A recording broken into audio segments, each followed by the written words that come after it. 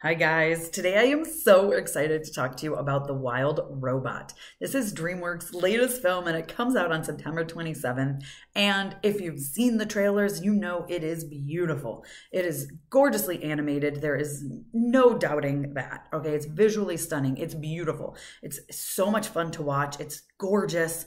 I sat through it just in awe through the entire film. I mean, I think they did this technology where they hand painted over digital animation and it's gorgeous. It's absolutely beautiful. Now, this is based on a book. Now, I have not read the book. I do have the book at my house, so I'm definitely going to read it now, but I wanted to go into this not really knowing what to expect. And so essentially there is this robot, Roz, who gets shipwrecked on an island full of animals. She's a helper robot. Customers order her so that she can, complete tasks for them.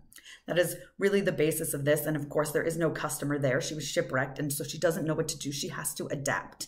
She's all these animals, and she can't even speak their language. So she sits down, learns their language, and you go from there. Then there's this tragic accident. I don't want to talk too much about it, but she ends up taking care of a gosling that she names Bright Bill. And she ends up needing to, her task is to raise this gosling. And as a mother, I absolutely related so much to Roz. There were moments I was in tears. There were moments where I understood her frustration. Like, I get it, right? As a parent, I was like, yes. Now, I will say there is a possum, Catherine O'Hara voices, that is also a mother and hilarious, has 6 children that are just so funny throughout this. But she really kind of helps be the audience's voice in a way, the mother's audience voice, right? Like, yeah, I get it. I know. Let me help you through this. Let me help you through that. And then there's a fox named Fink, who's voiced by Pedro Pascal, who, of course, Pedro Pascal is amazing. And of course, he's a fox. He's a little bit of a trickster. So you're constantly wondering, is he doing this for himself? Or is he really doing it to help the greater good of the island? And the island really doesn't trust Roz. They think she's a monster. They're very mean to her, and she has to adapt on that as well. So there's a lot happening in this story, but it really all comes together beautifully. The biggest issue is that it does feel convoluted at times. It feels like a lot, and sometimes it feels like 2 movies because there's certain things going on. That's my biggest issue with it, but I really do think it comes together well, especially in the end. The very final 10 minutes are perfect, absolute perfection.